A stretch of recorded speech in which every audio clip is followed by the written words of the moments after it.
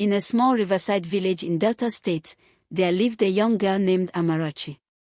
She was known for her beauty, skin as smooth as fresh palm oil, eyes as bright as the morning star. But beauty, in this world, is sometimes a blessing and sometimes a curse. Amarachi had just turned 18 when strange things began to happen around her. Each time she fetched water from the river, the waves would ripple even when the wind was calm.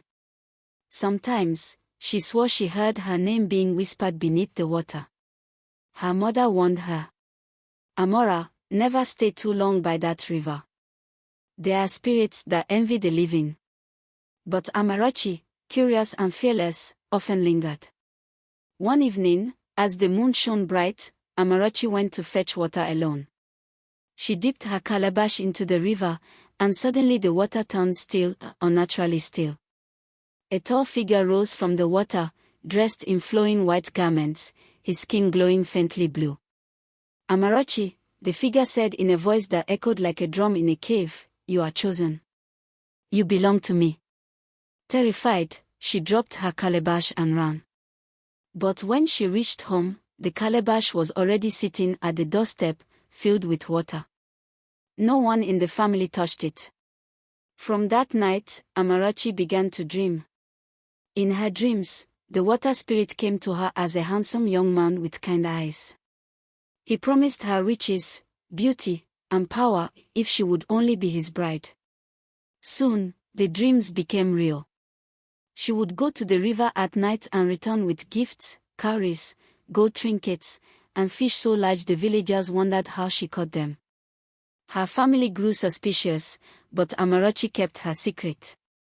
She believed she was in love. One midnight, under the full moon, Amarachi disappeared. The villagers searched everywhere, but all they found were her footprints leading into the river. Days later, she returned, dressed in fine wrappers, beads around her waist, her eyes shining unnaturally. She smiled but never explained where she had gone. The elders whispered that she had married a water spirit. At first, her life seemed blessed. She was radiant, wealthy, and admired.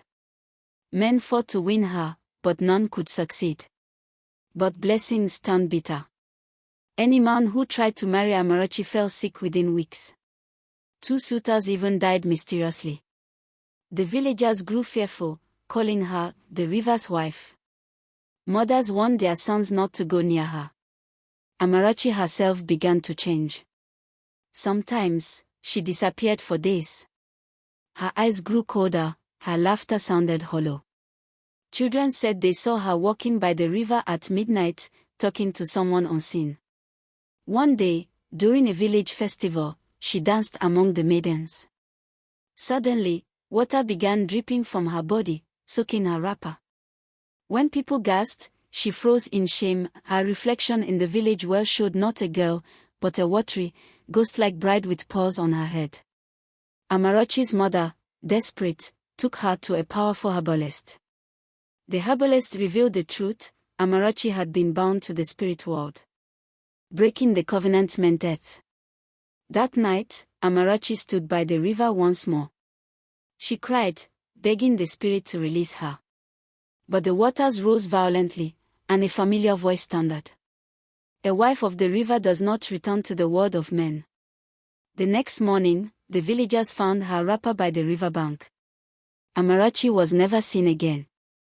Some say she lives beneath the waters, ruling as a queen. Others believe her spirit still lingers, calling out to young girls who dare to fetch water at night. Beauty and greed can invite forces beyond human control. Not every gift is a blessing, and not every love is meant for the living.